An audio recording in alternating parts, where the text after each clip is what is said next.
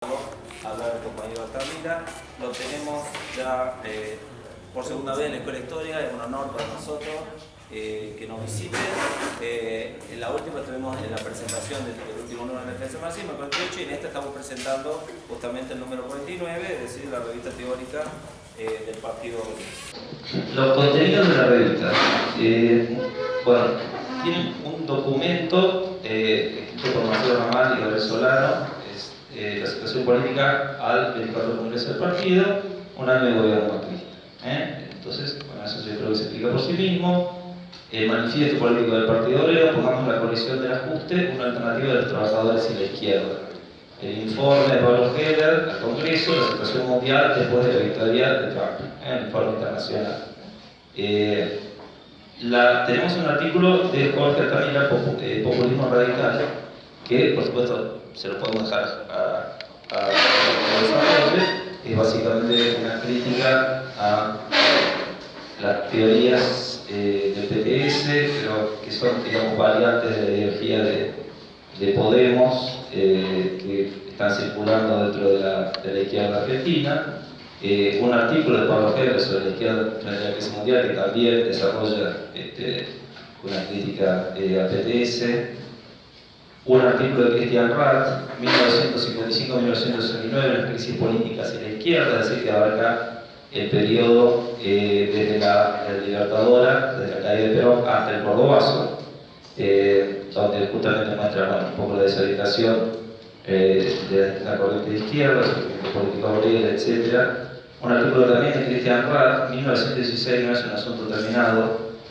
Este es un artículo que trata del Easter Uprising, la revuelta de Pascua de Irlanda, y bueno, la ejecución de Connolly es un evento importante, es importante que se recuerde y tiene consecuencias hasta el día de hoy, es decir, conduce en definitiva a la partición de Irlanda, que es un tema que sigue hasta el día de hoy. Una historia piquetera del trotskismo norteamericano. Aquí hay un artículo de Pablo Lernos que es sumamente interesante sobre cómo se organizaron los desempleados durante la crisis del 30 en Norteamérica y la intervención de las corrientes de izquierda dentro de ese movimiento. Luego hay un muy breve artículo mío, pero que es simplemente una introducción a un documento que consiguió el compañero Iván Piedmatay de Rosario, que es un trabajo muy importante. Para que lo siguen en Facebook, tiene un archivo, ¿cómo se llama? Apuntes del pasado, donde escanean masivamente libros y documentos relacionados con la historia del movimiento obrero de la izquierda argentina, para todos los interesados. Muy recomendable que recurran a eso. Bueno, y lo que yo hice en ese artículo es básicamente escribir una introducción en una carta de Moreno a Perón, que está bien inédita. Entonces lo que hice fue tomar a la historia morenista del trotskismo argentino, el trotskismo obrero y nacionalista en Argentina de González. Entonces tomar una serie de citas de la prensa partidaria morenista, intentar contextualizar el momento en el cual se escribe esa carta. Desde el punto de vista político, era a propósito, digamos, tomé esa fuente porque si tienen algún tipo de desviación, es una desviación favorable a Moreno. Entonces, para que no pareciera como hipercrítico, sino que pasando justamente a nuestra reflexión, que no revela en relación a eso. Y la carta, bueno, es, digámoslo así, un tanto, ¿cómo decir? Es un poco psicofante de Perón, para decirlo brevemente. ¿Psico? Psicofante, chúpame, decimos nosotros en castellano.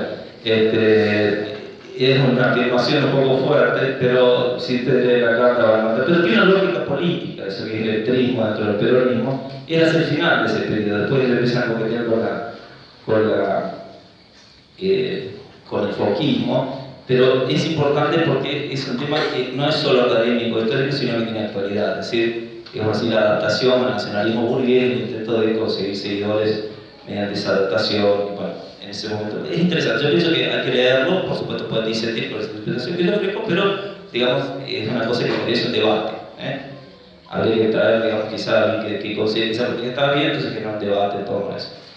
Y un artículo de Richard Day, que es un colega mío, ya publicamos, ahora va a ser el tercer libro, conjuntamente es un especialista canadiense en la historia del marxismo soviético, y el artículo se llama Trotsky y Preobrazhensky, la problemática unidad de la oposición de izquierda. Y de lo que trata el artículo es de las divergencias teóricas, digamos, entre Preobrazhensky, que era el principal economista de la oposición de izquierda de Stalin, y Trotsky. Y esas divergencias lo llevan a Preobrazhensky en algún momento a capitular ante Stalin. Porque piensa que la política de colectivización forzosa, el primer plan quinquenal, es, digámoslo así, una hoja arrancada del libro de la oposición de izquierda. Y Trotsky no, tiene otra visión, que está basada en una concepción distinta de la ley del valor. Entonces entra muy profundamente en esos debates teóricos. Y yo tengo entendido, porque me comentó Jorge, que su idea era que eso fuera un disparador para hacer un análisis más rico, teóricamente, sobre la transición al capitalismo en Cuba o las tendencias a la restauración del capitalismo en Cuba, porque acá entonces es un debate que se da en el marco de la NEP, entonces sirve para caracterizar bien profundamente la NEP, inclusive las divergencias dentro de la oposición de izquierda sobre la caracterización de la NEP. Lo que yo hice con ese artículo es escribir una introducción bastante larga, que hace tardar en un artículo explicando la historia del trotskismo en la Unión Soviética, porque si no, no se entiende. Tiene un libro muy bueno sobre eso, está traducido al castellano. Nosotros, se editó en Málaga, nosotros lo escaneamos, que es el primer PDF, de Pierre Bouet, Comunistas contra Stalin, masacre de una generación. Lo que pasa es que, bueno, no queríamos dar un libro de 300 páginas para leer, entonces con ese libro, con una serie de materiales más, escribimos una pequeña introducción describiendo justamente la historia de la oposición de izquierda y sobre todo sobre llevándola, digamos, hasta el momento de estos debates para que les sirviera a ustedes para comprender mejor los contenidos del debate mismo. Quería simplemente cerrar con esto, rescatar una cita de Trotsky en el marco de estos debates, en el nuevo curso. Dice, fíjense, nuestra juventud no debe limitarse a repetir nuestras fórmulas, debe conquistarlas, asimilarlas, formar su opinión, su propia fisonomía y ser capaz de luchar por su punto de vista con el coraje que proporciona una convicción profunda y una completa independencia de carácter. Fuera del partido de la obediencia pasiva que sigue mecánicamente los pasos de los jefes. Fuera del partido de la impersonalidad, del servilismo, el carrerismo. El bolchevique no es solamente un hombre disciplinado, sino un hombre que en cada caso y sobre cada cosa se forja una firme opinión y la defiende con coraje, no solamente contra sus enemigos, sino en el seno del propio partido. Es decir, es muy interesante, eso es una llamada que hace Trotsky en el marco de la burocratización del partido, por supuesto del ascenso de Stalin, pero es una cuestión de principio también, es decir, es importante que los militantes revolucionarios aprendan a pensar y también a disentir, pero se formen un criterio propio. Para eso se debe formarse, estudiar, y esa también es la misión de una revista teórica como la que estamos presentando en el diario. Le paso la palabra a la compañera Jorge.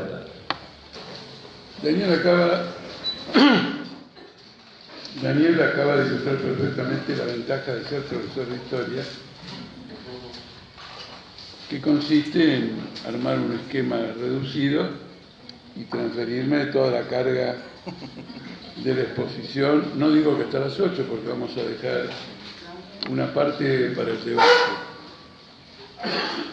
Yo tenía pensado exponer sobre este tema de nuestra revista en el momento actual algunas ideas, y probablemente todavía lo haga. Pero este resumen que hace Daniel, sobre este resumen que él hace sobre la revista, quisiera acompañar algunas reflexiones. El texto que publica de Trotsky, que es un texto muy refrescante, yo lo subí a mi Facebook, que es el mismo. Que yo lo subí a mi Facebook, un texto muy refrescante. Es un texto que convoca a pensar con la propia cabeza de cada uno y a no dejarse llevar por fórmulas consagradas. El valor del conocimiento histórico es que prepara al militante de un modo adecuado para percibir las nuevas realidades. Si es interpretado de otro modo, es decir, que él va a aprender un recetario que le anticipa el carácter que van a tener todos los acontecimientos futuros, perdió como en la guerra. Yo una vez llegué al extremo a este tema, en una polémica con una revista Razón y Revolución, y aclaro que lo llevé hasta el extremo para que ustedes me entiendan, porque voy a decir cosas que no son 100% correctas, sino un poquito exageradas, en el afán de querer destacar una determinada idea. En determinado momento me di cuenta que mi admiración por Lenin y Trotsky no tenía que ver con el acierto de sus previsiones, sino más bien con la forma en que abordaron los errores de esas previsiones. Me pareció conmovedor, porque ustedes piensen que la Revolución de Octubre es el resultado de dos grandes correcciones y no de dos grandes aciertos. Acá hay un poquito de... acá no estoy exagerando. Es decir, también es de dos grandes aciertos. Pero ¿cuáles son las dos grandes correcciones? De parte de Lenin, que veía y señalaba la importancia de la perspectiva de una república democrática. Es decir, que Rusia atravesaba un periodo histórico que planteaba tareas riquezas gigantescas, como darle la tierra a millones, decenas y decenas de millones de campesinos, como darle un cauce de autonomía a numerosas nacionalidades oprimidas por el imperio, y además establecer un régimen de libertad democrática. Y eso era una gigantesca tarea revolucionaria.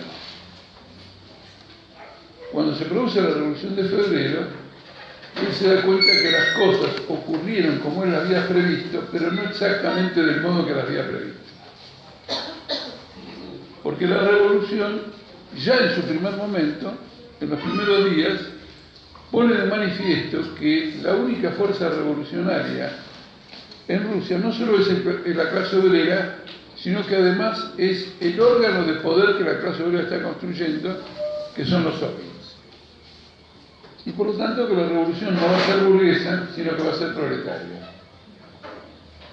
Si él hubiera pensado que la revolución seguía siendo burguesa y que el hecho de que los obreros tuvieran soviets no tenía un significado cualitativamente importante, él hubiera acompañado la línea de los mencheviques de poner presión sobre el gobierno de la época, el gobierno provisional. En cambio, en lugar de esa orientación, él dice, no, tenemos que preparar las condiciones para derrocar este gobierno, pasar de una revolución burguesa que no va a dar ningún fruto a una revolución proletaria si queremos salvar las tareas históricas de la revolución. Es un cambio muy grande, es un giro absolutamente impresionante, en particular cuando uno se acuerda de lo que él escribió contra todos aquellos que pudiesen confundir que en Rusia la revolución burguesa podía ser socialista. Escribió unos textos maravillosos advirtiendo contra no hacer ninguna confusión y comprender que la revolución en Rusia va a ser burguesa. En lo personal son textos para mí inolvidables, en cómo él profundiza el hecho de que si se quiere hacer el socialismo en lugar de una revolución burguesa, el revolucionario va a cumplir una revolución burguesa en forma ciega, creyendo que está construyendo el socialismo. Es una advertencia maravillosa. Cuando las cosas se presentan en la realidad, él dice, vamos a la revolución socialista. Miren qué giro. De acuerdo a toda su formación teórica y toda su experiencia, él descubre que las cosas no se presentaron como habían sido previstas. Y el resto de su partido creen que sí. Y entonces hay una escisión. Durante un mes y medio, la unidad del partido bolchevique está en cuestión. Inclusive Lenin dice, si no es lo que yo digo, vamos a la ruptura. Quiere decir, lo hace explícito. Eso es fundamental. Si los militantes y los que quieran ser militantes comprenden que van a tener que descubrir en cada realidad sus tendencias profundas y que esas no les vienen con lo que hayan aprendido, sino que el aprendizaje consiste en la capacidad de descubrir cómo se presentan las cosas de aquí en más. Este es un aporte extraordinario. En el caso de Trotsky, él consideraba que el partido bolchevique no era un partido verdaderamente revolucionario. Porque él decía, ¿cómo va a ser un partido verdaderamente revolucionario? Un partido que sostiene que la revolución es burguesa. Cuando, de acuerdo al punto de vista de Trotsky, ya la revolución de 1905 había demostrado que en Rusia la única revolución posible era proletaria. Miren la divergencia que había. Pero cuando él llega a Rusia y ve que Lenin tiene la posición de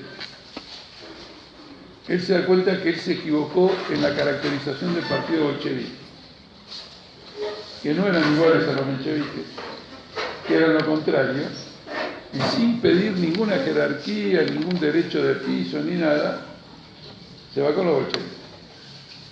Es una gran corrección. Esto es lo que me parece fundamental de este texto, y tiene que ver con el mundo actual. Si no descubrimos tendencias revolucionarias que no aparecen tan evidentes en el proceso político, no podemos construir una salida revolucionaria de esta crisis del capitalismo. Y si nos atenemos a fórmulas y fórmulas y fórmulas, estamos perdidos. Como yo estoy convencido que el Partido Obrero va a ser el partido bolchevique en Argentina, convoco a los militantes a seguir el mejor ejemplo de los bolcheviques, que es descubrir cuáles son las tendencias en el proceso político real a la luz de la experiencia pasada y eventualmente, como eso no es una tarea de una sola persona, elaborarlo colectivamente. Esto me lleva a otro problema que tiene que ver acá, que es el problema de la disciplina revolucionaria. Y acá quiero ser muy claro, contundente y que no haya ningún equívoco. La disciplina revolucionaria nace de adentro y no de afuera. La disciplina revolucionaria no son una serie de normas estatutarias que establecen cómo hay que actuar y uno tiene que acatarla, sino que la disciplina solamente es producto de la visión común de las tareas revolucionarias. Es decir, tiene su raíz en la conciencia. Porque en el fragor de grandes batallas históricas, la conducta de cada uno tiene una primacía decisiva sobre las normas de cómo actuar. Puede haber normas absolutamente perfectas de cómo evacuar un edificio en un caso de incendio. Y uno se entrena para eso. Ahora, no existen esas normas para situaciones decisivas. Entonces, sin la comprensión común de las tareas, no puede haber disciplina. Y si se bloquea esa comprensión común en nombre de una disciplina formal, se hace un daño muy grande a la revolución. ¿Cómo sería eso? Bloqueando la democracia en un partido. Porque la democracia es lo que habilita al partido a desarrollar una comprensión común y por lo tanto una disciplina colectiva. En realidad, si ustedes miran todo el proceso de la revolución bolchevique, es, desde el punto de vista de una mirada exterior, una gigantesca indisciplina. Y en momentos decisivos tienen choques impresionantes. Por ejemplo, Zinoviev y Kamenev, en la víspera de la Revolución de Octubre, que está cuidadosamente planificada, convocan una suerte de conferencia de prensa y la delatan. Anuncian que los bolcheviques van a tomar el poder. Entonces Lenin dice, a estos hay que expulsar. Porque eso ya no es un problema de llegaste tarde. Es un problema de que todo un partido se apresta a una gran acción. Esa gran acción requiere astucia, sí, requiere mucha habilidad y le están pasando al enemigo la información sobre eso. Y después en acontecimientos próximos, después de la toma del poder, como la obligación que le imponen los alemanes de firmar la paz, cediendo territorios inmensos de Rusia, también provocan una conmoción en todas las filas, y también choques, y el partido va encontrando siempre su unidad a través de la comprensión común de todas esas tareas. Es la ley de fierro de la disciplina. Inclusive les recomiendo que lean en el libro El izquierdismo, enfermedad infantil de comunismo, el párrafo en que Lenin explica por qué los bolcheviques tuvieron éxito. Y no van a encontrar una sola medida estatutaria. Van a decir porque elaboramos una orientación, porque esa orientación la pusimos a prueba en la práctica, porque las masas se convencieron de la razón, de la orientación que nosotros habíamos puesto en la práctica. Es todo un proceso de experiencias, de ningún modo, digamos, exclusivamente, bueno, no, porque si usted después lee lo que escribía Stalin y cualquier otro, bueno, no, porque acá todos eran fieles y cumplían, y las órdenes, nadie las desacataba, viví. ¿Se dan cuenta? Inclusive hay una cosa muy interesante, el doble poder en Rusia, en los principios de marzo, se establece a partir de una orden que es conocida como orden número 1 del Soviet de Petrogrado, que convoca la elección de delegados en todas las unidades militares. Quiere decir que proponía la anarquía, la deliberación política en la Fuerza Armada. Bueno, nada menos que la Fuerza Armada, los revolucionarios entendían que a través de la deliberación conseguían la unidad y la disciplina. Cuando ustedes saben que en el ejército existe la obediencia debida como mecanismo de disciplina. Y esa orden dice que se reserva esa disciplina mecánica a las batallas, a la confrontación militar directa, donde vos te estás disparando con el otro y no van a entrar a discutir para qué lado disparar. Ya estás en una confrontación. Disculpen que insistan en esto, pero si hay algo que hay que transmitir a nuevas generaciones en esta lucha, es esta cuestión. Creo que en castellano, esto que yo voy a decir ahora de la internacional, no existe, no cantamos así, pero en la versión francesa dice ni Dios, ni César, ni tribuno. Es la negación total de la autoridad y de la autodisciplina. Me parece importante destacar esta cuestión. La segunda cuestión que se comentó aquí es con respecto a la historia del morenismo de Ernesto González, que con motivo de la publicación aquí de las cartas de Perón, de Nahuel Moreno a Perón, fueron citadas. Ese libro es una falsificación. La historia es falsa. Obviamente no es que sea falso todo lo que dice, pero en los puntos esenciales es falso, y van a encontrar la demostración de esa falsedad en los números que dedicamos a la crítica de ese libro, de En defensa del marxismo. Así que es importante que busquen desde el número 1 hasta el 49 que tengan los 50 números. ¿Está claro? Y ahí van a ver artículos espectaculares de crítica a ese libro, mostrando que afirmaciones del tipo, por ejemplo, una muy importante que cuando la descubrimos, éramos un pequeño grupo, nos queríamos caer de espaldas. Nosotros éramos chicos, muy chicos, muy chicos, quiero decir, antes de la secundaria casi.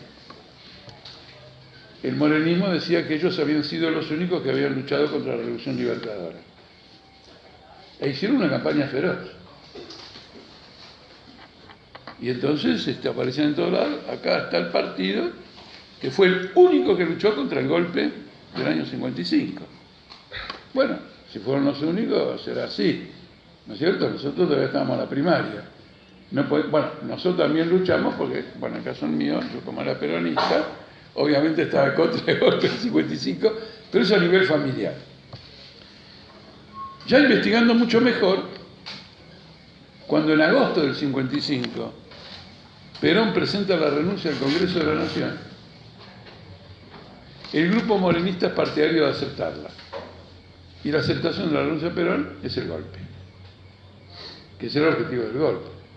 Entonces, los que lucharon contra el golpe del 55 empezaron por ser los primeros, entre el golpe de junio del 55 y el golpe de septiembre del 55, de orientar hacia este hecho, cuando en realidad lo que había que decir es que todo esto es una patraña, nada de renuncia y todo lo demás, armamento de los trabajadores, y no que sí acepten la renuncia y que se nombre de presidente a un obrero.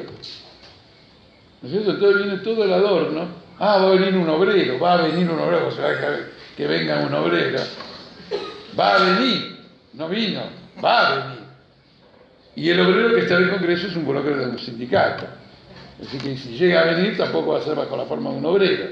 Mientras tanto, entran en ese tipo de conspiración. Y esto es importante. Porque ahora, en Venezuela, los grupos morenistas se están movilizando con la oposición de derecha, diciendo que es una oposición democrática. Y nosotros, que nunca fuimos chavistas, y cuando todos los grupos morenistas eran chavistas, los denunciamos como chavistas, ahora los denunciamos como gorilas. Es decir, hay que llevar adelante una lucha contra Maduro, lo de Maduro está terminado, pero hay que estructurar una posición independiente de la clase obrera, como hacemos en Argentina, que no fuimos ni con Scioli ni con Macri, o tantas veces y en tantas otras circunstancias, procuramos establecer un frente independiente. Entonces, el segundo aspecto es consigan y lean, porque es importante que conozcan historia.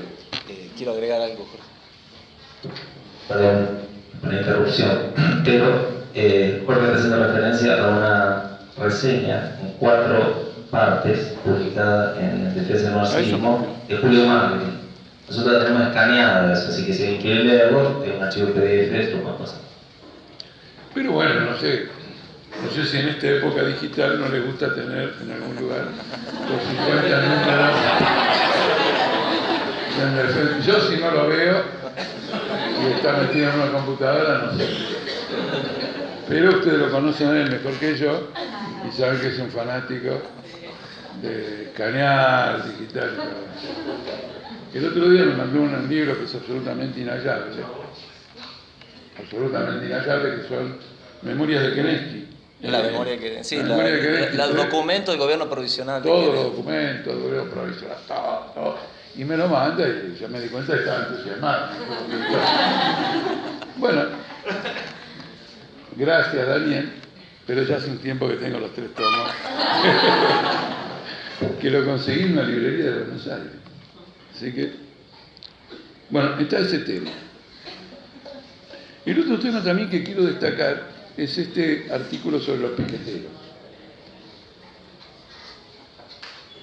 norteamericanos.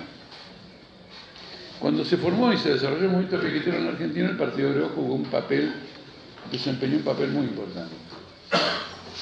Pero ciertos sectores de la izquierda nos denunciaron como que estábamos forjando un sujeto político que no era la clase obrera,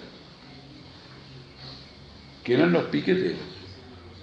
Y en realidad los piqueteros, y acá viene el primer punto del cual hablamos, sobre ver cómo es una realidad, los piqueteros no eran más que trabajadores y delegados de fábrica que se habían quedado sin empleo, desocupados, porque la desocupación en aquel momento era muy extraordinaria, y habían puesto al servicio del movimiento de desocupados todo su conocimiento histórico como delegado de fábrica, delegado de empresa, ¿no es cierto? Es decir, que era una forma auténtica del movimiento obrero. Y desempeñó un papel muy importante en la lucha de aquel momento. Si en el movimiento piquetero no solo hubiera seguido de la Rúa, digamos, por decir algo muy en general, sino que el gobierno de Kirchner no hubiera sido el que fue. Porque en realidad, desde el primer día de asunción del gobierno de Kirchner, él vivió con el temor de los piqueteros. Es decir, si yo acá, en lugar de hacer esto y lo otro, hago un ajuste, hago esto y hago lo otro, se me arma la podrida de nuevo. Entonces siempre vivió con ese temor. De manera que la influencia de ese poderoso movimiento superó el periodo en que ese movimiento se desarrolló. Como esta era toda una polémica, porque nos atacaban en todos lados, en el Partido Obrero hicimos el esfuerzo por demostrar que el piquetero era una categoría universal. Y salieron en el periódico, no sé si fue recogido por la revista, el movimiento de piqueteros en Rusia, el movimiento de piqueteros en Gran Bretaña. Es decir, de golpe descubrimos todo un desarrollo, e inclusive, yendo mucho más lejos, lo digo acá para Daniel, con el cual sobre esto nunca hablé, un desarrollo que emparentaba el movimiento piquetero en Argentina con la Revolución de junio de 1848 en Francia. Los talleres nacionales. Porque los talleres nacionales eran planes sociales. Es decir, que los obreros iban a trabajar y se habían creado para absorber la desocupación. Y en aquel momento ya se desarrolló la fantasía que con cooperativas de desocupados, que más o menos sería un poco los talleres nacionales, se alcanzaba la república social. Es decir, una república que no solo era democrática, no formal, sino que se ocupaba de que nadie se cagara de algo. República social. Esta idea de la república social, ustedes la van a encontrar de nuevo en el chavismo, que empieza a crear cooperativas por todos lados, ese socialismo del siglo XXI. Como Marx le dio como en la guerra la tesis de la república social, diciendo, no, esta es la república burguesa, disfrazada de algunos adornos de contención de las masas. Miren si estábamos nosotros como marxistas preparados para hacer la crítica al chavismo. Entonces, le llamo la atención sobre este artículo. Es decir, que cuando uno empieza a desvestir la revista, encuentra una cosa muy interesante, más allá de, digamos, de los propios títulos. Daniel le ha hecho una gran concesión a Nahuel Moreno cuando habló de las cartas a Perón. Porque dijo que, ¿cómo fue que dijiste? Psicofan. Claro, que era chupamedia. Claro. Moreno no era un chupamedia. Moreno puede confundir a la gente como chupamedia porque tenía una tendencia al histrionismo. ¿No es cierto? Entonces, exageraba todo. Entonces, en lugar de escribirle a Perón, diciéndose, señor general, mire, yo veo la situación política del país de esta manera, y pienso que usted debería hacer esto y lo otro, y dice, bueno, general Perón, antes de dirigirme a usted, rezo no sé cuántas Ave María, porque, ¿cómo me atrevo a hablarle al general Perón? Una cosa completamente espantosa, histriónica, que revelaba a un dirigente político que estaba en Callejón Chillarina. Porque ustedes piensen un minuto. Perón, supongamos que le leyó la carta. Le llegó un sobre, vio la carta y un tipo hablando de esa manera. A la segunda párrafo, guarda la carta y le dice, Isabelita, guarda esta carta que hay uno que está más loco que una cabra que no voy a perder el tiempo. Si uno en cambio escribe una carta correctamente dirigida y procura atraer al lector de la carta a través de una observación aguda, digamos, sería fenómeno. Pero ¿cuál es el problema político? Esta carta, junto con toda la acción que el morenismo tuvo con el peronismo, fue una de las primeras versiones del populismo radical. Es decir, que en lugar de construir un movimiento obrero independiente, nos metemos en la ola de las masas y de ahí sale lo que estamos buscando. ¿Y cuál era lo que salía? Que él opinaba que el peronismo, por las contradicciones que lo oponían al sistema, estaba forzado a hacer una revolución socialista. Ese es el pensamiento. Y está expresado de distintas maneras, por ejemplo, por Mercedes Peña y por otros en distintos momentos de la historia, del periodo actual. Es decir, que la oligarquía no iba a aceptar a Perón, los obreros quieren a Perón, se va el choque, los obreros para traer a Perón toman el poder y hacen lo que Trotsky dijo que harían los obreros en Rusia. Expropiarían a la burguesía. ¿Y todo por qué? Por traer a Perón. ¿Está claro? Por traer a Perón expropiarían a la burguesía. Entonces acá ustedes tienen el populismo radical. ¿Qué quiere decir populismo? Populismo quiere decir que no se hace la distinción de las clases sociales que constituyen el pueblo. El tercer estado, ¿no? La clase obrera, los campesinos, la pequeña burguesía, la burguesía, son todos un bloque popular. Y entonces el populismo. Y este bloque no hay que romperlo nunca, porque si rompes el bloque rompes el populismo, o el movimiento popular. Por eso Lenin mismo, Marx antes, Trotsky después, y nosotros ahora, somos acusados de dividir el movimiento popular, porque separamos a la clase obrera de la burguesía. Y esta no es ninguna división del movimiento popular, sino que es un cierto cambio de jerarquías. Queremos que los obreros se independicen de la burguesía para dirigir un movimiento popular, que los campesinos, la pequeña burguesía pobre, se mantenga aliada de la clase obrera, pero bajo la dirección de la clase obrera, no bajo la dirección de la burguesía. Ustedes aquí tienen en este tema de la Carta Perón una idea política que fue muy negativa para el desarrollo de la izquierda revolucionaria, pero al mismo tiempo tienen una idea. Esta idea la compartía otro partido trotskista que había en la época, pero no quiero extenderme porque se va a hacer largo. Esta es la idea con la que se va a construir la izquierda trotskista en la Argentina hasta la llegada del Partido Obrero. Y lo digo para que se entienda lo siguiente. Si un grupo político nace sin poder explicar qué función especial justifica su nacimiento, es una bandita. Hay que explicar por qué. Y nosotros que éramos muy jovencitos y éramos muy poquititos, sabíamos por qué creíamos que había que formar esa organización. ¿Está claro? Y la prueba de que fue acertado es que crecimos. Y ojo que no es que crecimos ahora que tenemos diputados o legisladores. Nosotros crecimos a una enorme velocidad cuando éramos muy poquitos.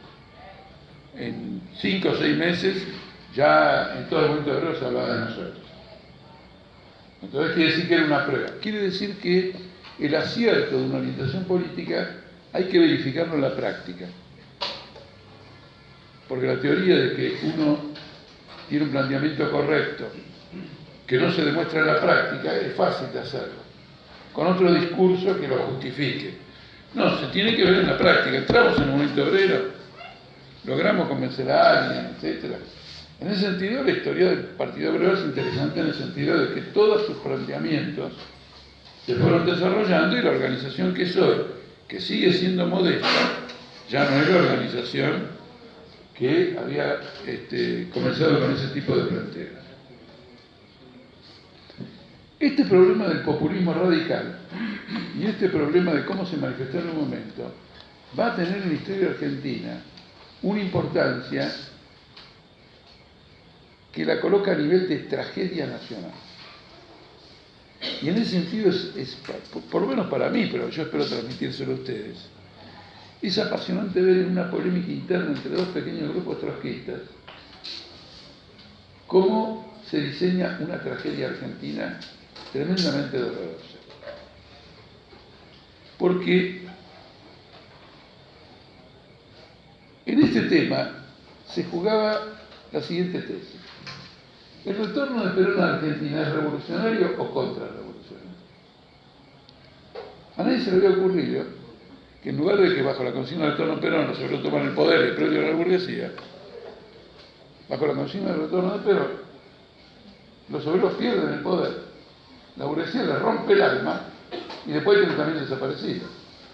Esa otra variante no estaba contemplada y nosotros la postulamos. Nosotros dijimos que Perón va a volver cuando sea la última carta del imperialismo para detener la revolución. Y por lo tanto no estábamos de acuerdo con la consigna por el retorno de Perón. Y es un fenómeno muy importante porque el cordobazo desata en la Argentina un proceso político que en su primera etapa la burguesía no sabe cómo contener. Y hace muchos intentos de distinto carácter, a través de sucesivos gobiernos militares, Leviton, Lanús, hasta que llega a la conclusión de que el proceso es indetenible. Y no solo el gobierno militar, sino todos los partidos políticos de la Argentina se juntan para llegar al acuerdo de que hay que traerlo a Perón. Entonces, traerlo a Perón lleva el sello de garantía 1 año o 2 años, como es ahora, ¿no? La Casa garantiza el sello de garantía de todos los partidos políticos que forman la hora de los pueblos, o la hora del pueblo, que es la pata civil, y el gobierno militar, la pata militar, que organiza el retorno de Perón. Y aparece una consigna que atrapa el interés popular y que prácticamente anula, en cierto modo, el cordobazo.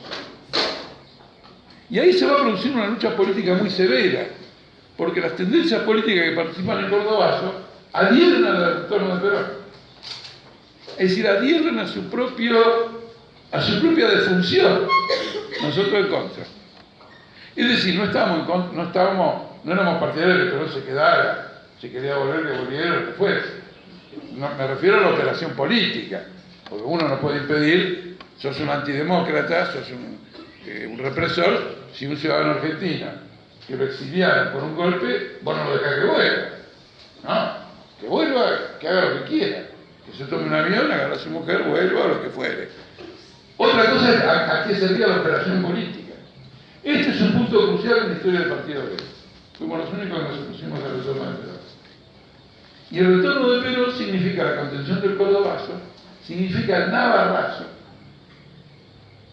significa la estresa, significa la dictadura militar. ¿Se entiende por qué hablé de tragedia?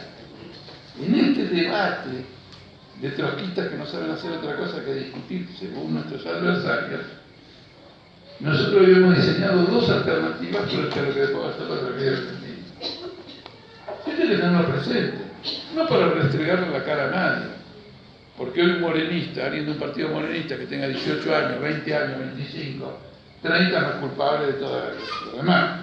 Pero es importante que sepa cómo se vertebraron las corrientes políticas en la Argentina y al servicio de qué proceso está.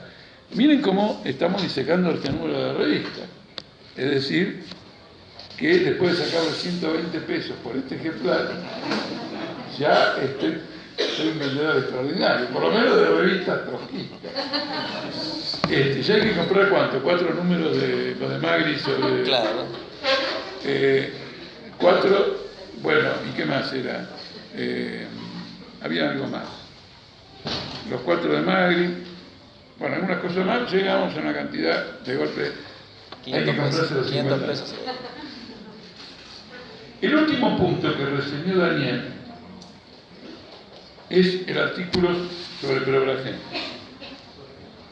sobre una disputa en la oposición de izquierda, en cierto modo, al estalinismo, entre Trotsky y un importante teórico que veía el giro que había dado Stalin de la economía de mercado a la colectivización, la adopción del programa trotskista. Pero el artículo tiene otras complejidades también, porque Trotsky se mete en distintos problemas del periodo de transición. Cómo relacionarse con el capital extranjero, cómo relacionarse con el mercado, con los campesinos, ¿se entiende? Desarrolla una visión integral.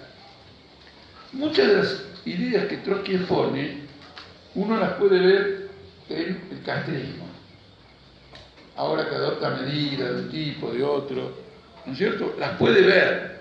Que dice, mira, esto me hace pensar en aquello que escribió Trotsky. No digo que los castristas hayan adoptado la posición que Trotsky tiene acá, pero él aborda la temática.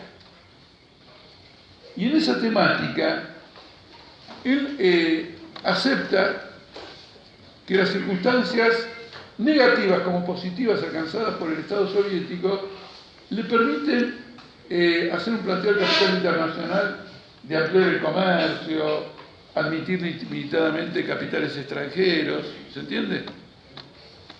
Y uno dice, pero ¿cómo? Entonces quiere decir que Cuba ahora admite capitales extranjeros y acepta, ¿no es cierto? Está bien. Trotsky explica en el texto, además, que esto no se podía hacer en una etapa anterior a la revolución porque la revolución era muy débil. Y por lo tanto, las concesiones que se pudieron hacer a capital extranjero podían llevar a la quiebra de la revolución. Ahora que estamos más fuertes podemos negociar. Pero el hecho de tener que negociar dice que somos débiles. Porque necesitamos, no hemos hecho la revolución en otros países y entonces tenemos que negociar con los capitalistas de otros países. Este es el resumen, de algún modo, que hago de la cuestión. ¿Cuál es la diferencia que Trotsky tiene con Preobrazhensky? Y yo quiero subrayar entre esto y por ejemplo lo que pasa en Cuba, o lo que pasó en Rusia, o lo que pasa en China. Trotsky hablaba en nombre de un Estado obrero y de una revolución desarrollada por el proletariado y de un régimen construido por la clase obrera. En cambio, el gobierno cubano habla de un Estado y de una dirección que no tiene una relación histórica con el proletariado internacional. Y ese es el punto clave, porque el que marca el límite, los topes, los márgenes para negociar con el capital extranjero, o es la clase obrera, o es la burocracia, o es la pequeña burguesía. Si es la clase obrera, es como una especie de tregua. O para decirlo de otra manera, terminó el primer tiempo, estamos empatados, pero tenemos que ganar. Bueno, aprovechemos los 15, 20 minutos del entretiempo para hablar con el entrenador y ver cómo ganamos en el segundo tiempo. Ese es el punto de vista de la clase obrera. Para la burocracia, como para la pequeña burguesía, es la ocasión para transformarse en clase dominante y desarrollar sus propias tendencias capitalistas, que el proletariado como tal no tiene. Es decir, que nos lleva a un debate sobre el hecho de que el sujeto histórico de la Revolución Socialista es la clase obrera. Y postular un planteamiento diferente es desorientar a cualquiera sobre la construcción del partido mismo. Porque si cualquier clase pudiera ser una revolución socialista, se puede construir cualquier partido para hacer esa revolución socialista. ¿No es cierto? Que puede ser, por ejemplo, ¿cómo se llama este grupo? Patria Grande, que es una pequeña burguesía que dice antiimperialista y todo lo demás. Bueno, de golpe se radicaliza, hace una revolución socialista. Ojalá, no quiero decir, sería bueno que la gente haga revoluciones socialistas de hacer macanas, pero el problema que nos plantea a nosotros es el siguiente: ¿y qué hacemos con el peor? ¿Lo seguimos construyendo o le decimos a la gente elija? Es una oferta variada que hay en el mercado, donde, bueno, este hará la revolución socialista de una manera, este de otra manera, juzgue usted, o pruébelo, no se puede construir. Entonces uno dice, bueno, pero Jorge, lo tuyo también es un poquito autoritario. Vos sí, el otro no, quiere decir el Partido Obrero sí, y el otro partido no. Bueno, un poquito autoritario hay que ser. Con una reserva, que la dije antes en la charla. ¿Qué dice la práctica? Porque yo tengo que ser un poco autoritario en el sentido de yo no tengo que jugar por mi verdad. No puedo estar conciliando verdades. Porque conciliando verdades no emprendo siquiera una mínima acción. ¿Está claro? No, yo voy con mi verdad. Ahora, mi verdad es avalada por el desarrollo histórico exterior. Bueno, ya está. Vamos. No está avalada, cambio de verdad. No es que cambio de verdad por capricho, como Groucho Marx. Si no le gustan mis principios, tengo otros. La cambio porque hay algo que no... que se reveló incoherente, se reveló incorrecto, ¿se entiende? Entonces, uno tiene que luchar por sus propias ideas y no estar dudando sobre ellas. Con una salvedad, que siempre está dudando de ellas. en el sentido que las condiciona a una verificación en la práctica, pero una verificación crítica, no una verificación tuve éxito o no. Por ejemplo, fuimos a elecciones y ganó Cristina o ganó este.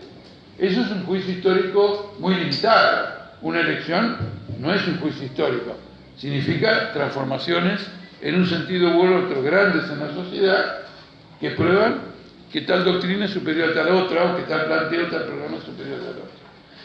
Entonces, bueno, este es el resumen que hago, no tiene nada que ver con lo que pensaba exponer, pero a medida que él iba explicando me di cuenta que había mucha riqueza en el desarrollo de los temas que Daniel estaba proponiendo.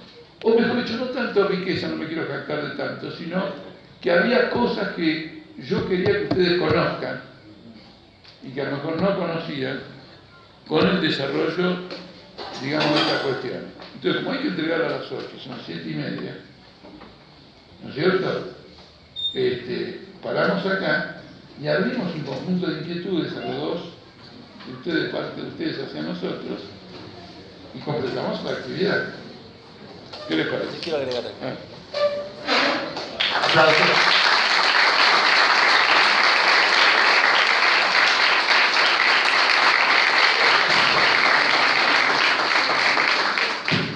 Dado que he sido acusado de no elaborar tanto vago, digamos, yo quiero hacer esta observación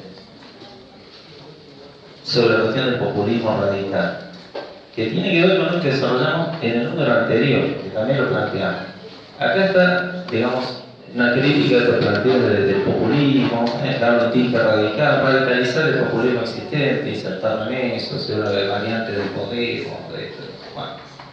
Y eso tiene que ver con otra tendencia que también circula, que mencionamos en la revista anterior, que lo explicamos en la revista anterior, que es la idea del Frente Popular Femenino, en torno al cupo, es decir, lideramos una lucha paralela, por un lado contra el capitalismo, por otro lado contra el patriarcado. Entonces, tenemos una agenda clasista para luchar contra el capitalismo y una agenda policlasista, frente populista, para luchar contra el machismo.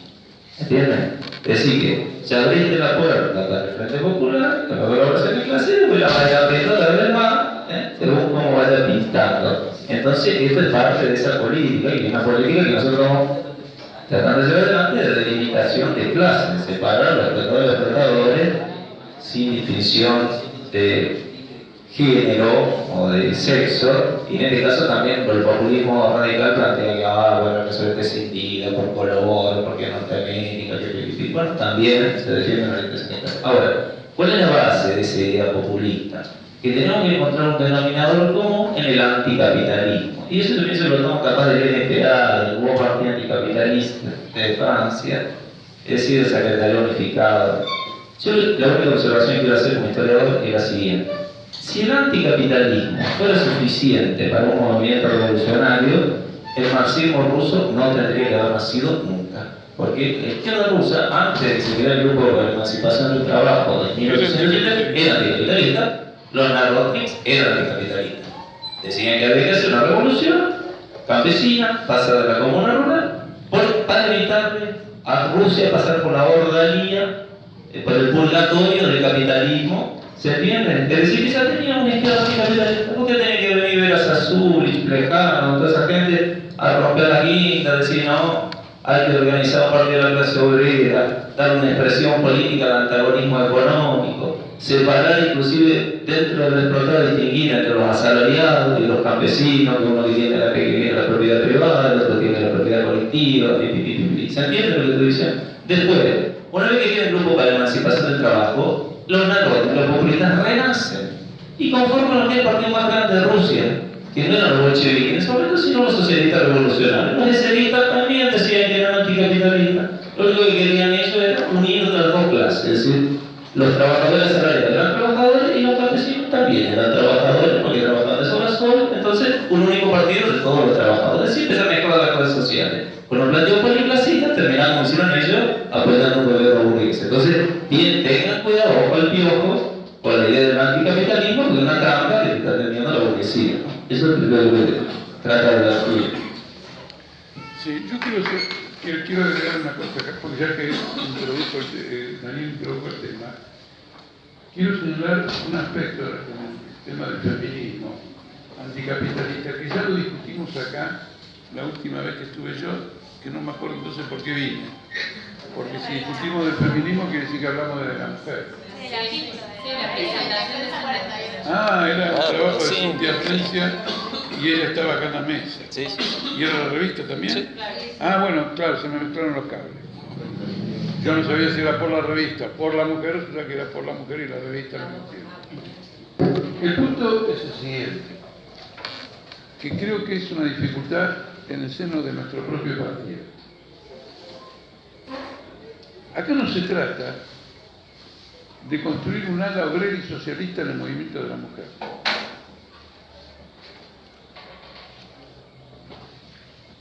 Acá se trata de organizar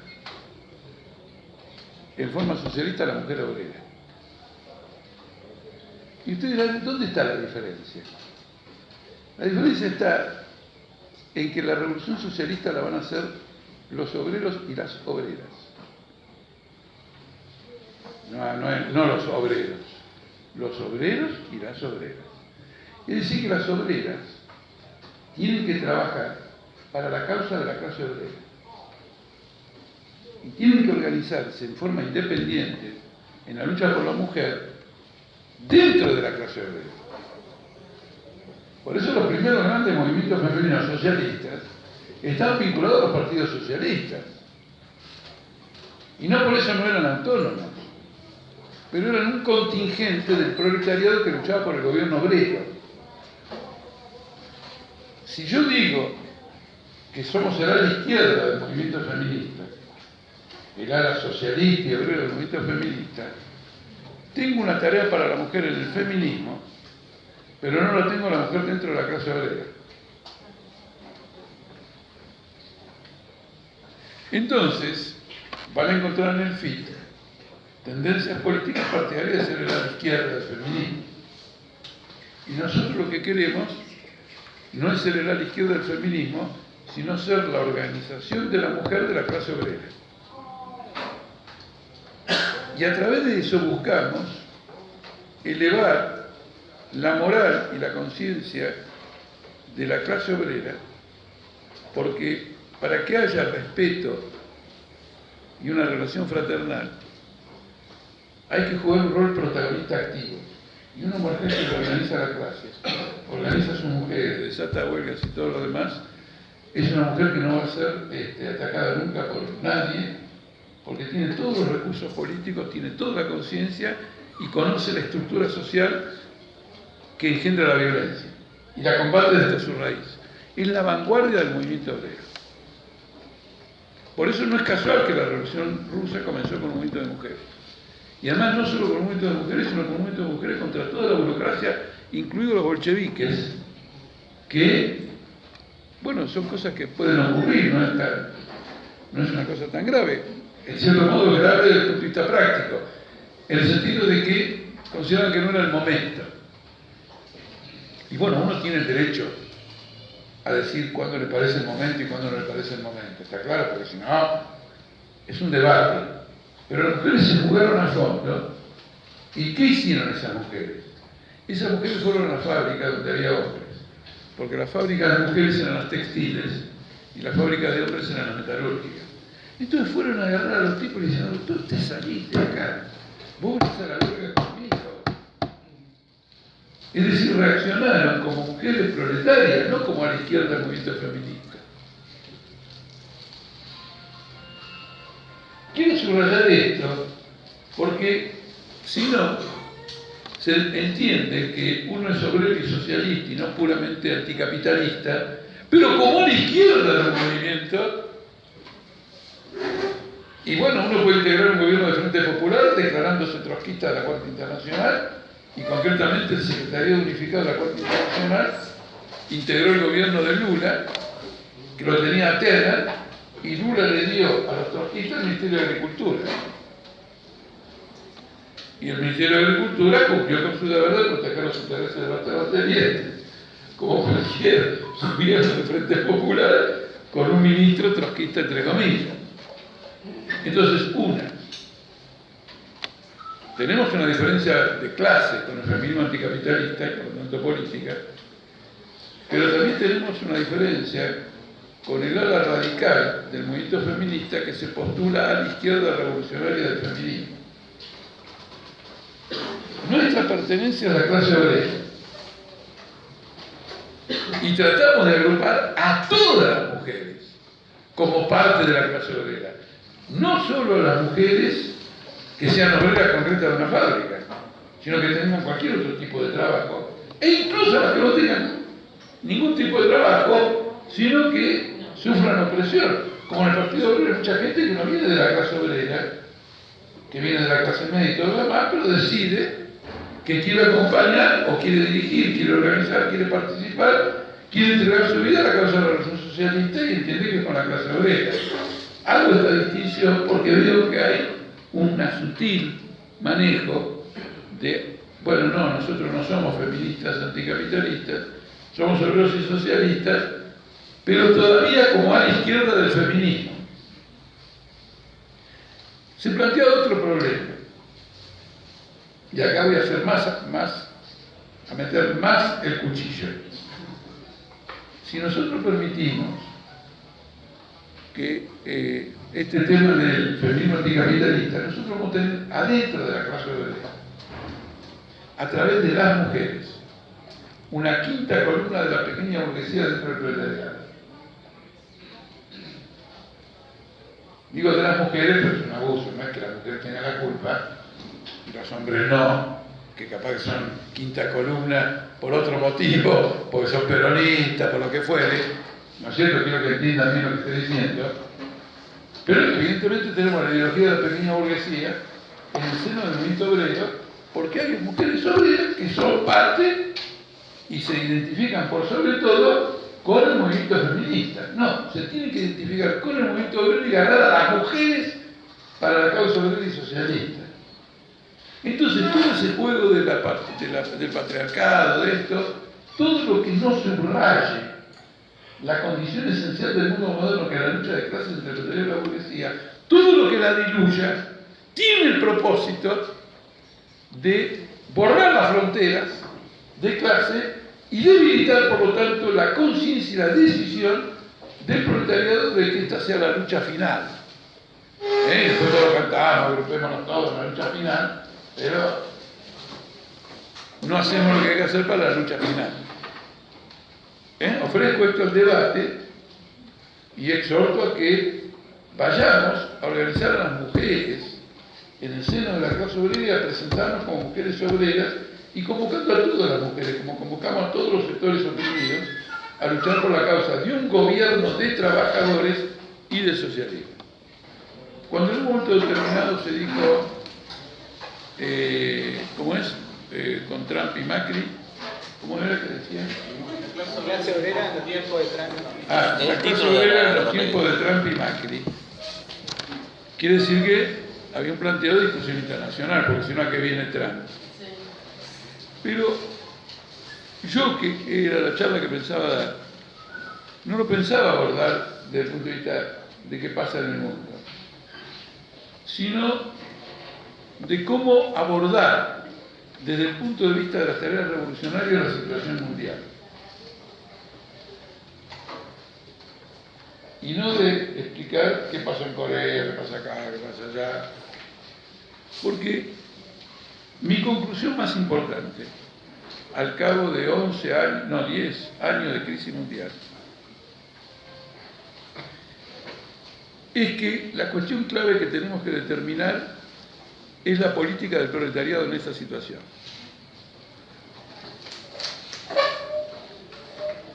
Porque la crisis está ejerciendo una acción disgregadora en todos los sistemas políticos del mundo, en la economía, en la sociedad.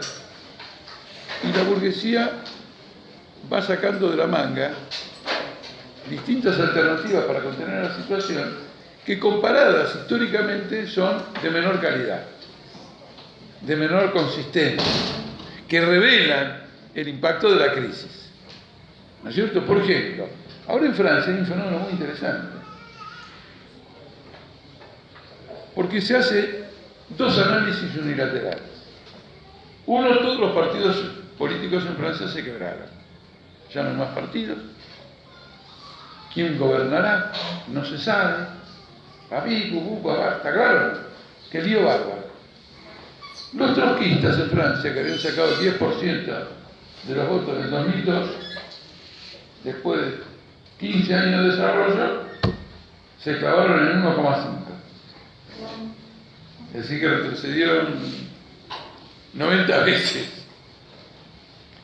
Y al mismo tiempo, el tipo este Macron, que le va a ganar a Le Pen en las elecciones, es un tipo que se va del gobierno actual porque entiende que la mejor forma de mantener el continuismo es no quedar pegado al partido oficial. Tú tienes una cosa curiosa, el partido oficial es derrotado, perdió el gobierno, pero el que va a ser presidente es el ministro de Economía del gobierno. Entonces hay gente que dice, el mundo capitalista se disgrega, 10 puntos. Pero ¿cómo opera esa disgregación en las masas populares? ¿Qué obstáculos están enfrentando estas masas populares? Los obstáculos que enfrentan son estos del populismo anticapitalista. Yo creo que la Cuarta Internacional tiene que reflexionar sobre su política, porque lo que hay que decir sobre el derrumbe capitalista está todo dicho y nosotros creo que hemos dicho todo. Y este tiene que ser el debate. Y en Argentina se ve, porque de un lado uno puede decir una crisis de dirección. La masa busca un camino de lucha y no encuentra una dirección adecuada. Pero esta caracterización ya en Argentina no sirve. Es una coartada del Partido Obrero. Porque en este proceso el Partido Obrero está ocupando posiciones crecientes de dirección entre las masas. ¿Se entiende? No es que mira cómo la masa no encuentra rumbo, sino que de un modo difícil va instalando un rumbo. Y ustedes lo ven en algunas elecciones sindicales. Lo ven en los comentarios de todos lados que dicen, uy, si esto sigue así, todo el mundo se va a la izquierda. A través de una acción electoral se ha creado una representación simbólica. Es decir, que la gente dice, bueno, esta mierda no, vamos con la izquierda. No es lo que nosotros queremos, porque es una adhesión formal del voto. ¿Está claro o no? Pero es con nosotros y no con otros. Y nosotros no queremos adhesiones formales, tenemos una política por una adhesión más concreta. Es decir, discutir el problema de la dirección tal cual lo estamos viviendo y que es una elección para todo el mundo. Porque en el exterior me dicen, cuando vienen acá, lo de ustedes es un fenómeno raro, porque a nosotros nos va mal en todos lados. A los trotskistas nos va mal en todos lados. Entonces no entendemos por qué a ustedes les va bien. Pero quiere decir que algún fenómeno, alguna experiencia, estamos desarrollando como contribución. Por eso también tenemos este tipo de debate sobre el feminismo, sobre el populismo, porque nos damos cuenta que son las malezas que quedan para una muy buena siembra. Y queremos, mientras vamos sembrando, sacar las malezas. Esa iba a ser mi charla, digamos, original, y no tanto si va a haber una guerra con Corea o no, porque como dijo Trump el otro día, me gustaría encontrarme con el tipo de Corea del Norte. Trump tiene grandes dificultades, y lo que es muy interesante es que los diarios dicen que el establishment norteamericano logró contener a Trump, y eso es una completa mentira. Trump no va por ningún lado y el establishment norteamericano tampoco. Es decir, que acá hay dos sectores, ¿no es cierto?, que se repelen mutuamente solo para no producir absolutamente nada, porque los que están en contra de Trump y tienen mayoría en el Congreso no sacan una puta ley, y Trump, que es el poder ejecutivo, tampoco. Entonces hay un impas profundo en la sociedad norteamericana como nunca se vio. Y en ese impas profundo, el otro día 200.000 personas marcharon en Washington contra el cambio climático. Y el día de la asunción de Trump, 1 millón de mujeres, que es el movimiento más importante de la humanidad, este de la mujer. Porque no son las estructuras formales de la clase obrera las que reaccionan, sino que es un movimiento molecular de millones de personas. Quiere decir que la sociedad está sacudida. Además, quiero siempre que ustedes reflexionen que la mujer es el termómetro más seguro de la inminencia de situaciones revolucionarias. ¿No es cierto? Porque cuando un fenómeno altera la cotidianidad femenina, incluidas las amas de casa, quiero decir, aquellas mujeres que ya tienen, porque están las chicas más jóvenes, pero después están las mujeres que tienen trabajo, que atienden el hogar, es decir, hay toda una variedad. Cuando sacude ese escenario, ya no queda nada para sacudir. ¿Entiendes? Se sacude masivamente a la mujer. ¿Qué quiere sacudir? Ya sacudiste todo, te faltaban las mujeres, y este es el movimiento final. Obviamente que también tengo esta conclusión, porque cualquiera que haya estudiado las revoluciones burguesas modernas de la revolución inglesa, va a ver que el momento de giro radical fue cuando empezaron las mujeres. Es decir, el momento culminante de la Revolución Francesa, que le da su dinámica permanente, es cuando las mujeres de París marchan a pie a Versalles, agarran al rey y dicen: no, vos vas a estar acá en Versalles, vos vas a estar en París bajo nuestra supervisión. Todos los revolucionarios varones que habían antecedido a esas mujeres, ni se les había pasado por la cabeza. El hombre es, en el movimiento revolucionario, el sector conservador. Y la mujer es el sector revolucionario. Eso es, lógicamente, porque hay mujeres que no son tan revolucionarias. Quiero decir, porque si no, cuando empiezan a correr, quiero decir como concepto, no, es válida. Yo, en lo personal, me fabriqué esa visión, porque cuando yo era chico, y ya mi padre me hacía leer el diario, me contaba algunas noticias corrientes, había habido una tremenda huelga del carbón en Francia.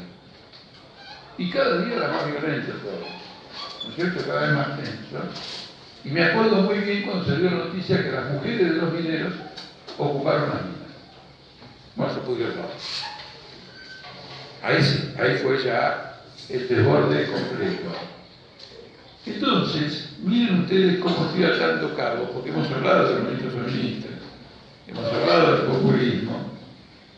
La clave está en la política revolucionaria. Hoy la política revolucionaria tiene la sartén por el mango. Y eso, para eso nos hemos preparado el Partido Obrero, y eso probablemente para lo que no se prepararon todas las corrientes que de un u otro modo fueron conciliando a ver si un tercer agente histórico podía sustituirnos de esta tarea. Esto me parece que es el elemento clave de la situación mundial. En la ausencia de esto, Macron puede gobernar, pelearse con Alemania, la situación es tensísima.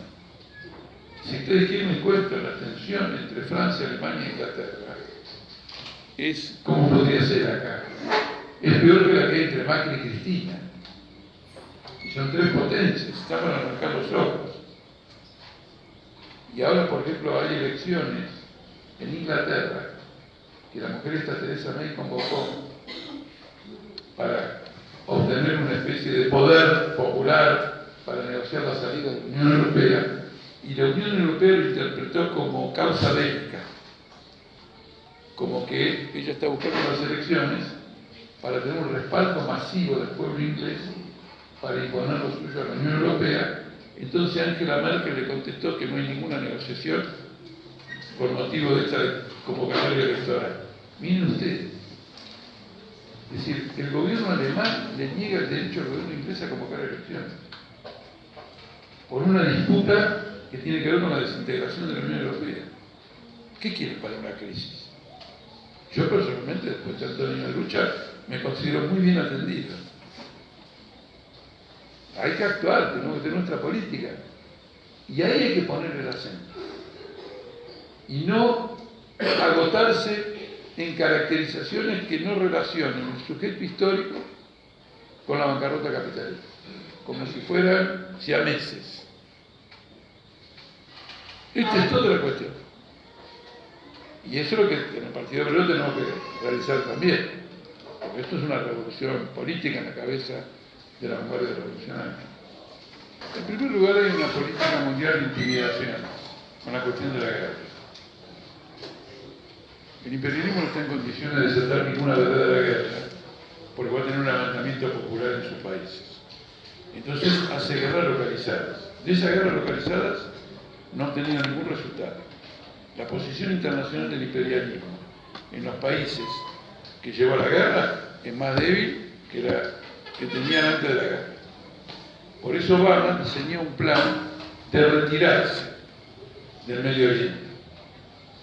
¿No es cierto? Ese plan fracasó, Hillary Clinton dijo no tenemos que intervenir, no podemos irnos. Miren qué ofensiva, no me puedo ir, no vamos, no me puedo ir. Y Trump hace una campaña electoral, tenemos que ir de todos lados. Y eso lo va a llevar un choque con el Pentágono. El otro día cuando tiraron la bomba madre, como cuando bombardearon Siria, cualquier lectura detenida de la prensa internacional demuestra que no intimidó a nadie, fueron fuegos de artificio. Yo lo relaté en un artículo que escribí. El tipo bombardeó Siria mientras comía el postre. Miren, es interesante, disculpen esto, ¿no? Porque él contó después que él había bombardeado mientras comía el postre con el presidente chino. Lo contó una semana después. Yo escribí un artículo el día después del bombardeo y digo que la hora del bombardeo era cuando él estaba comiendo el postre con el presidente chino. ¿No es cierto? Es decir, toda una complicidad. Pero, de acuerdo por los acuerdos que hay de manejo aéreo en Siria, Estados Unidos le avisó a Rusia que la va a bombardear la base. Entonces Rusia retiró el armamento principal y dijo, bueno, ahora podemos bombardear. Y después dijeron que tenían una pelea política. ¿No es cierto? Cuando ordenó ir a la flota a Sur Corea, la CNN descubrió que se había equivocado de dirección y estaba en Australia, en Nueva Zelanda. Quedó en ridículo completo. Así como se fueron tenían que ir para el norte y se fueron para el sur, en la dirección exactamente opuesta. Entonces, hay algunos sectores trotskistas a nivel internacional que asustan mucho con la guerra, porque son pequeños grupos que están en un impasse, y hasta quizás tienen ganas de que haya una guerra, para decir, bueno, explotó el capitalismo, etcétera, etcétera. La posición nuestra es muy clara, donde hay una guerra, nosotros somos enemigos. Y estamos insistiendo en la necesidad del movimiento mundial contra la guerra, la denuncia, lo que está pasando con los refugiados. Y hay toda una denuncia muy importante para realizar. Pero yo quiero volver sobre este tema.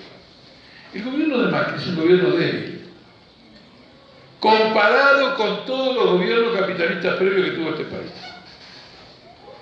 Y es potencialmente muy débil cuando uno tiene en cuenta todas las deudas que tiene acumulando y que la van a explotar en la cabeza. Sin embargo, la clase capitalista está unificada en sostener este gobierno y todos los partidos políticos de Estados Unidos leyes en el Congreso. Entonces, un gobierno débil y un gobierno fuerte. Miren qué lindo, para un análisis. El que dice que es un gobierno débil está equivocado, porque a los docentes les puso esto, a los petroleros les pone esto, a los otros les pone esto. El que diga que es un gobierno fuerte está equivocado, porque ¿qué es fuerte? ¿Comparado con qué? Históricamente no es un gobierno fuerte, el país está en ruinas, ¿se entiende? Entonces lo que se pone de manifiesto acá es que la caracterización histórica de un gobierno, o la caracterización política concreta de un gobierno mejor, tiene que ser determinada en relación a la lucha que la clase obrera le está dando a él. No puede ser determinada fuera de esa lucha. Fuera de esa lucha este es un gobierno fuerte. Lo apoya toda la burguesía. La plata en lugar de salir entra. Al pedo, pero entra. En cambio, cuando un gobierno se ve el rombo, sale. ¿Está claro? Entonces el problema es la dirección. Y nosotros vemos una dirección de la CGT que se deshace. Pero por primera vez, uno de los principales factores que la deshace es el avance de la izquierda en las fábricas. Mire, el avance de la izquierda en las fábricas, para que ustedes me entiendan bien, ni siquiera tiene que ver con nosotros. Nosotros vamos a una fábrica, ¿Quién ganó? La izquierda. Si acá no tenemos a nadie. No, lo que la fábrica entiende que son de izquierda, ganaron. Y después como nosotros nos ganamos a ellos. Es decir, que nosotros nos ganamos obreros en una fábrica que ya ganaron la fábrica, pero la ganaron sin nosotros. Esto es una cosa que no ocurrió nunca, porque por momentos tiene características de paseo. Este es el problema crucial. El problema crucial en el mundo, pero me interesa la Argentina porque acá es nuestra competencia directa, es el problema de la política contra estos regímenes, que no se lo puede llamar débil, porque hay un artículo de Trotsky del año 31, me interesa la fecha, año 31, porque ya había estallado la crisis mundial. Y en Inglaterra, por primera vez, se forma un gobierno de coalición conservador-laborista, acá es terrible. Se suponía que eran dos partidos porque tenían que turnarse. Entonces toda la izquierda dijo, gobierno débil, capitalismo que se viene abajo. Entonces Trotsky escribe un artículo acerca de una situación revolucionaria y dice que para juzgar una situación política en conjunto hay que ver cómo están actuando las masas y las masas no están poniendo en peligro a nadie. Y entonces la burguesía se puede dar el lujo de gobernar con gobiernos débiles. Es decir, que lo que en el análisis de los trotskistas era un signo de hundimiento del capitalismo, en Trotsky era un lujo, como diciendo, si no hay vuelos en la costa, ¿para qué voy a cerrar la puerta con llave? Otro decía, no, perdió la llave. No puede ser. No perdió la llave. La deja abierta porque no hay vuelos en la costa. No sé si me explico en este punto. Esta es la cuestión crucial a la que hay que atender. Absolutamente crucial. Entonces acá se plantea el problema número uno, y es que la campaña electoral que viene es una campaña de reclutamiento.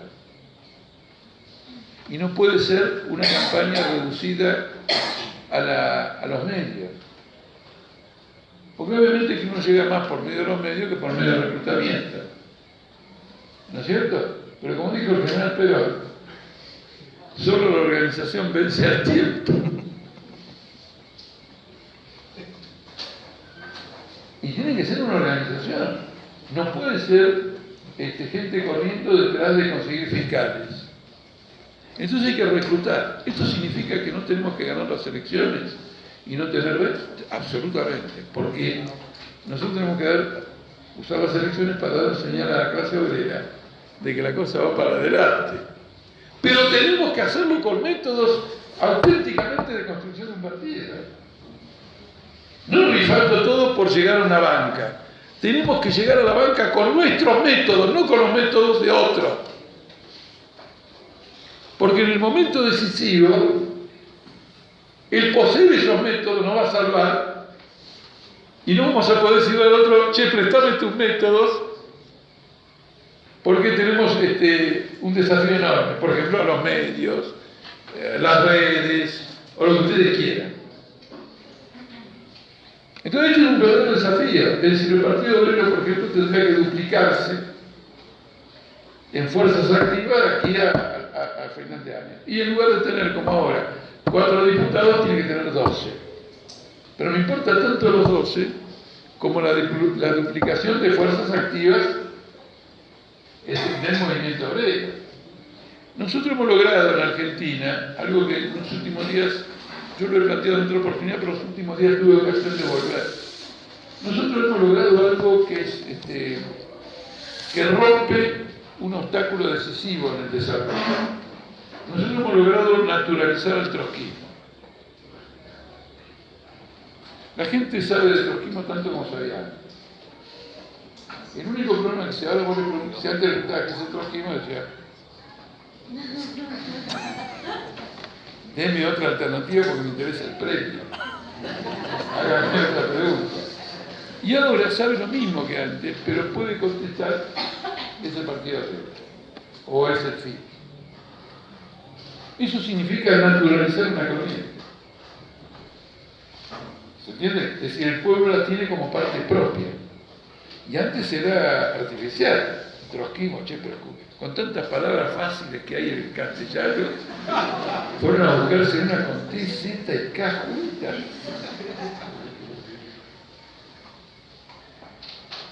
quiero mostrar que se han conquistado, pero ¿qué son estas conquistas? Bases para un desarrollo ulterior. Entonces, lejos de la complacencia con la conquista, el desarrollo ulterior. Quiero poner mucho énfasis en este aspecto.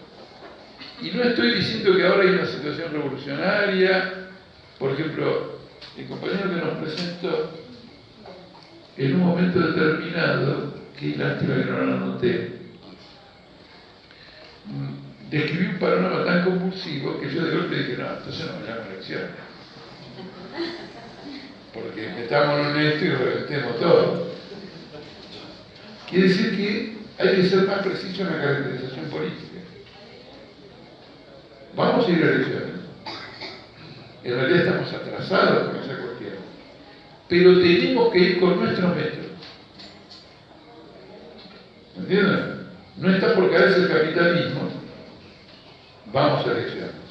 Pero vamos a elecciones con los métodos que aseguran la caída del capitalismo. Y no que no la aseguren. Porque 20, 100 diputados me cago en los 100 diputados. Si no es el servicio del gobierno de los trabajadores y de los socialistas, me cago en los 100 y en los 1000 y cualquier cosa. ¿Está claro? Ahora, el servicio de los socialistas, hoy necesitamos, no sé, quiero ser modesto, 20 diputados nacionales. El planteamiento del Congreso del Movimiento Obrero de la Izquierda ya fue planteado en una carta y se ha desarrollado con todos los partidos. Y ustedes conocen que ha abierto una polémica. Entonces ahora tenemos que abordar esa polémica. No podemos dar por descontado un interés en desarrollar una participación activa del movimiento obrero. Tenemos que desarrollar la política. Eso por un lado. ¿Cómo la desarrollaría? En las respuestas que nos han dado aparece de nuevo el tema, un tema importante, de la desnaturalización del Frente de Izquierda, que se llama Frente de Izquierda y los Trabajadores y lucha por el gobierno de los trabajadores, pero en la carta del PTS fue rebautizado como Frente Único Anticapitalista. Por lo tanto, está abierto a una perspectiva que no es la nuestra. Esto es muy significativo, ¿no es cierto? Y además, está el tema que la negativa a tener bloques comunes en la legislatura, sino en el Congreso, no es una modalidad de gestión parlamentaria. Es un problema estratégico. Porque vos sos una alternativa de poder si te presentás como tal. Si vos te presentás dividido, aunque en algunas cosas trabajes en común, entonces la gente dice, bueno, esto no son una alternativa de poder. Uno dice, bueno, Jorge, está bien, no pretenda que sea una alternativa de poder todo el fin, porque está compuesto por distintos partidos. Pero entonces, ¿qué ofrecemos a la gente? ¿Que sumemos diputados? ¿Ustedes creen que el derrumbe de este país se arregla por medio de más diputados? Nosotros tenemos más diputados para un trabajo de construcción política estratégica, no como un fin en sí mismo.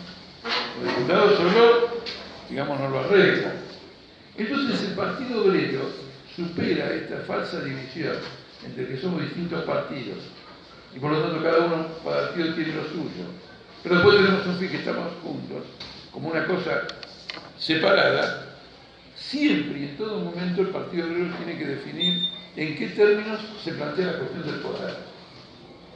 Y si nosotros estamos participando en el Frente de Izquierda, la cuestión del poder es el gobierno de izquierda y de los trabajadores. Es decir, es el gobierno de izquierda como gobierno obrero.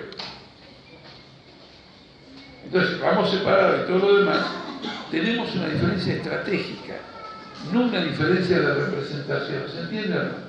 No, cuando estoy yo, soy yo, y cuando después hay rotación, sos el otro. Y cualquiera dice, bueno, está bien, lógico, como son diferentes. No, pero eso es para hacer ensalada. No mezclas determinada verdura con otra verdura. Pero en política no es así. En política vos te presentás en una lucha contra el poder capitalista, aunque sea electoral, y vos planteás una alternativa. Entonces la divergencia que tenemos es que solo el Partido Obrero tiene una alternativa de poder. La plantea, desarrolla, machaca eso en la conciencia de la gente. Nosotros nunca abandonamos los gobiernos de trabajadores en ninguna agitación. Si nosotros tenemos que plantear por algún motivo la reducción de la jornada laboral a 6 horas, 5 días por la semana, decimos, esto lo va a lograr un gobierno de trabajadores. Y no lo hacemos un fin en sí mismo, como diciendo, che, no está mal, nuestras vidas importan más que las ganancias. Imagínate, nuestra vida, yo todavía no encontré a nadie que le dé sentido a su vida creyendo que ella es importante. ¿Entiendes esto lo que estoy diciendo? Vos te podés repetir 10 veces que tu vida es importante y no por eso adquiere potencialidad. Vos tenés que conocerte a vos mismo para descubrir tu potencialidad y no simplemente decir, ay, mi vida es importante. ¿Se entiende? Es decir, el desarrollo de la personalidad humana es el descubrimiento de su propia potencialidad y no que venga alguien y dice, mirá, nene, vos ahora tenés 8 años o tenés 12, hacé tal o cual cosa porque la vida es importante. No va a dar ningún resultado. Entonces quiero insistir que son diferencias estratégicas. No tengo la menor duda que son diferencias estratégicas. Y el afán de borrarla diciendo, no, pero no es cierto que nosotros no queremos ir unidos porque unas listas en distintos lugares.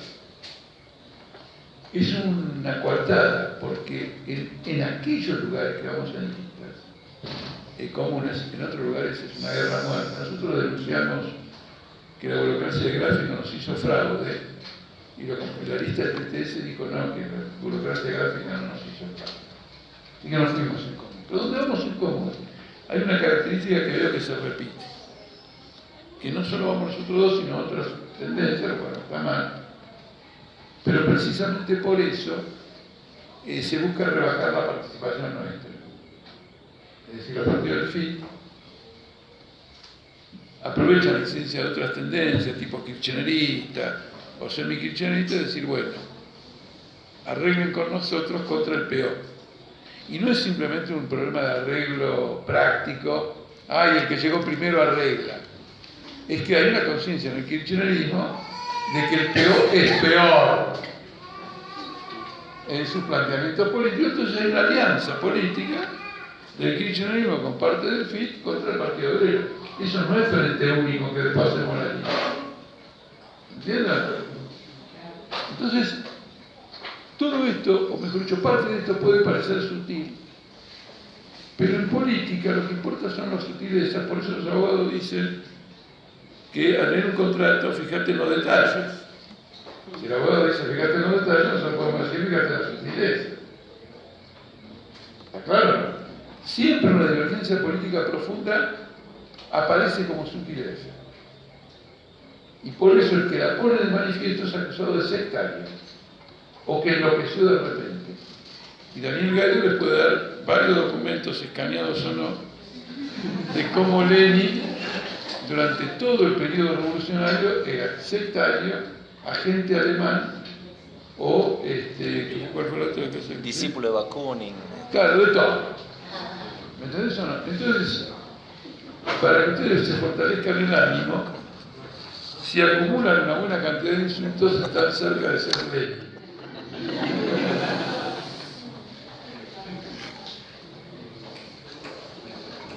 Tenemos acá se expresa una crisis política y nosotros estamos haciendo algo que es revolucionario,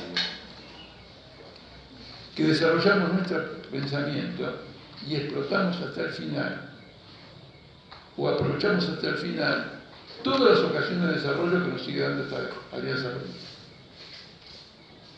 Entonces ni tiramos nada a la basura, como diciendo, una diferencia estratégica, ni nos disolvemos en el montón. Bueno, hay un desarrollo.